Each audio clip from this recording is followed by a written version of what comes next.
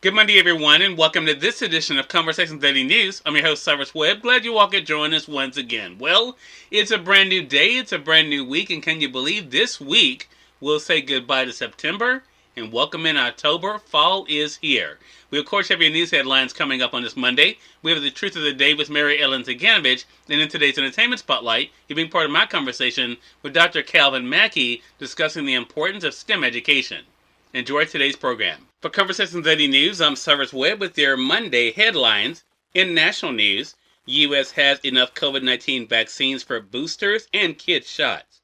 With more than 40 million doses of coronavirus vaccines available, U.S. health authorities said they're confident there will be enough for both qualified older Americans seeking booster shots and the younger children for whom initial vaccines were expected to be approved in the not-so-distant future.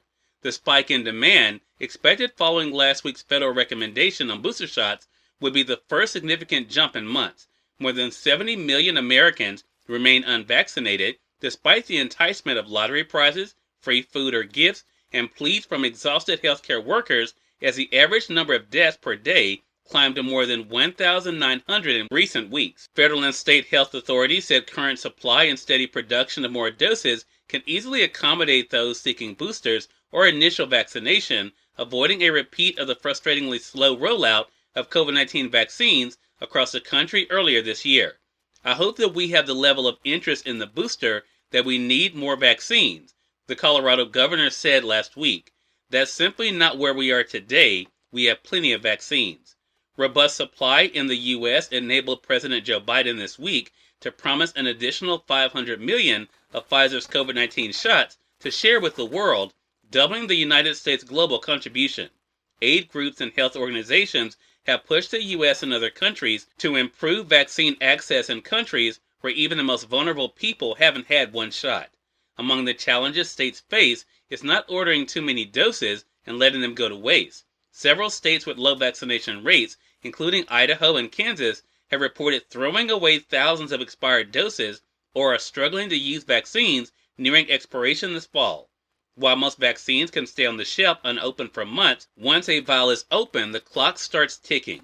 Vaccines are only usable for 6 to 12 hours, depending on the manufacturer, according to the U.S. Food and Drug Administration. In more national news, investigators probe deadly Amtrak derailment in Montana. Federal officials sent a team of investigators from the National Transportation Safety Board to the site of an Amtrak derailment in north-central Montana that killed 3 people and left 7 hospitalized on Sundays, officials said. The westbound Empire Builder was en route to Seattle from Chicago with 2 locomotives and 10 cars when it left the tracks about 4 p.m. Saturday near Joplin, a town of about 200. The train was carrying about 141 passengers and 16 crew members and had 2 locomotives and 10 cars, 8 of which derailed, the Amtrak spokesperson said. A 14-member team, including investigators and specialists in railroad signals, would look into the cause of the derailment on a BNSF railway main track that involved no other trains or equipment. In more national news, what's the price of Biden's plan? Democrats drive for zero. What will it cost to enact President Joe Biden's massive expansion of social programs? Congress has authorized spending up to $3.5 trillion over a decade, but Biden is prodding Democrats to fully cover the cost of the legislation by raising taxes on corporations and the wealthy, negotiating the price of prescription drugs, and dialing up other sources of federal revenue, such as increased IRS funding. The idea is that the entire package should pay for itself. Defending a bill not yet fully drafted, Democrats are determined to avoid a deficit finance spending spree. They are growing frustrated by the focus on the proposed $3.5 trillion spending total, arguing far too little attention is being paid to the work they are doing to balance the books. Biden on Friday said he would prefer the price tag described as zero. In more national news, R. Kelly's fate now in jury's hands at sex trafficking trial. R. Kelly's fate is now in a jury's hands after weeks of lurid testimony in his sexual misconduct trial. The panel of 7 men and 5 women began deliberating racketeering and sex trafficking charges against the R&B superstar Friday afternoon, ending the day without reaching a verdict.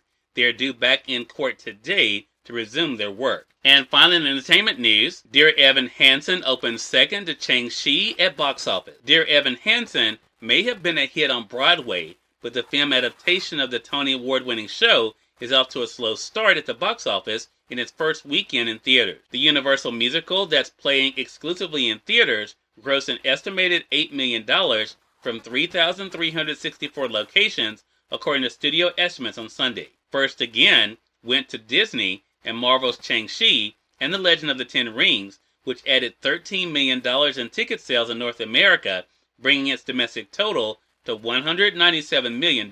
Cyrus Webb, Conversations Daily News. It's now time for the Truth of the Day with Mary Ellen Ciganovich. Mary Ellen, take it away. Hi, this is Mary Ellen with your Truth of the Day.